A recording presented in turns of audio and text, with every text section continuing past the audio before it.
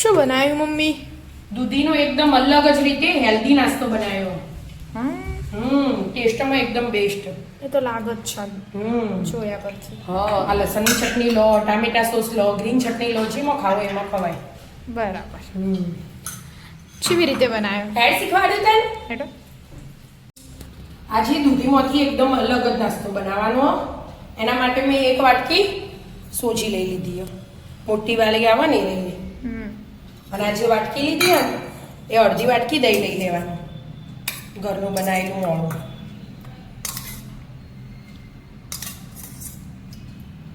થઈ જાય ને અડધી,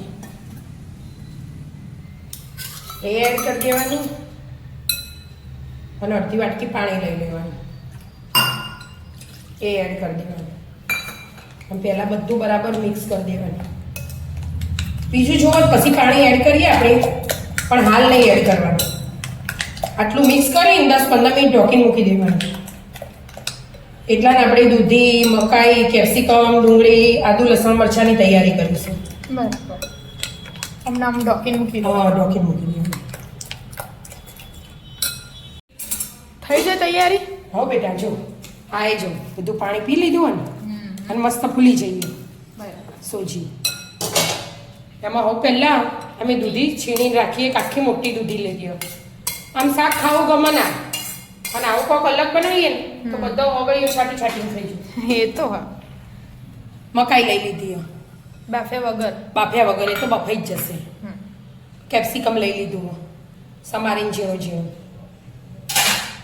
ડુંગળી એક ઝીણી સમારીને લઈ લીધી અમે. અને આદુ, લસણ, મરચાં. અને મરચાં એકદમ તીખા લીધા. લાલ મરચું એડ નહીં કરવાનું, એટલે તીખા મરચાંથી જ એનો સ્વાદ લાવવાનો. બરાબર. એટલે મરચાં જે ખોડીને નાખવું હોય કે તારા ખોડીને લઈ લેવાના. હવે બધું મિક્સ કરવાનું. પહેલાં અમે મીઠું નાખી દઉં, સ્વાદ પ્રમાણે મીઠું,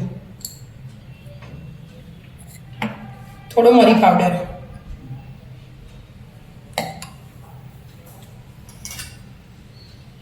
અને અજમો લીધું. હા, અજમો નહીં, ધાણા જીરું. બસ આટલો જ મસાલો કરવાનો હો. બીજા હળદર એવું બધું કશું નહીં નાખવાનું. એવું? એકદમ અલગ જ રીતે બનાવવાનું.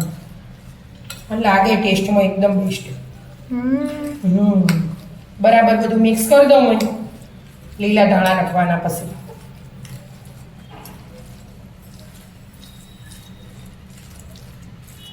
થઈ ગયું મિક્સ એર્યું? આવું જો મસ્ત મિક્સ થઈ જાય ને. દૂધીનું પાણી છૂટે ને એટલે બધું મિક્સ થઈ જ જાય. પછી એવું લાગે થોડું કાઢવું હોય તો પાણી એડ કરવું હોય તો ગુંઠળા જેવું કરવાનું, વધારે નહીં કરવાનું. એટલે મેં પારાક વાળીને થોડું પાણી રેડીને લઈ લીધું. અને આટલો મેં ટાટા ખાવાના સોડા લઈ લીધા, અડધાથી ઓછા ચમચી. એની ઉપર પાણી એડ કરવાનું. દહીં નાખ્યું હોય ને એટલે લીંબુ નાખવાની જરૂર નહીં. અને બધું મિક્સ કરી દેવાનું. અને લીલા ધાણા એડ કરી દેવાના, એટલે હાથે હાથે બધું મિક્સ થઈ જાય.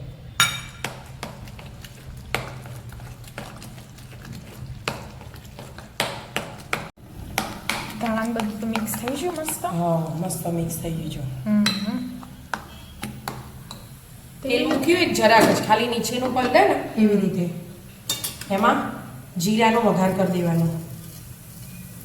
છૂટું છવાયું પાથરી દેવાનું. અને થોડો લીમડો એડ કરી દેવાનો.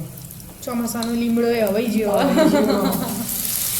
અને નાનું વાસણ હોય ને આપણે તો નાનું, બહુ જાડું નહીં બનાવવાનું, એકદમ પતલું પતલું બનાવવાનું.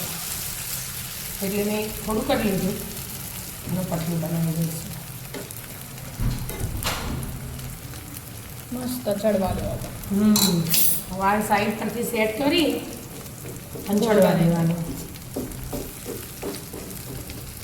ઢોકી દેવાનું. એટલે મસ્ત ચડી જાય. એટલે મકાઈ જો કાચી લીધી હતી ને એ બફાઈ જાય, એટલા માટે મેં કાચી લીધી. બરાબર. હવે ઢાંકી દેવાનું, ચડવા દો. અને ચડવા દો. ચડી રહ્યો?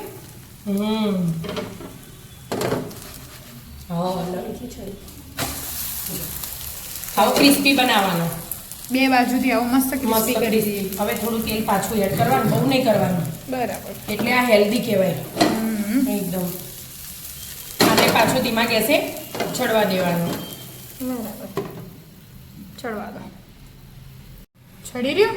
હા એકદમ મસ્ત ક્રિસ્પી બનાવી જો બરાબર ખાવાની મજા હા આવે. થોડું કડક હોય ને જો મસ્ત તેવા મસ્ત છે ને.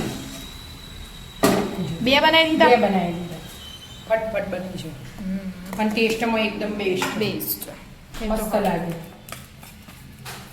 કટિંગ કરી દેવાનું આ જે ડાયટિંગ કરતા હોય ને એમને એમને ચાલે. ખવાય.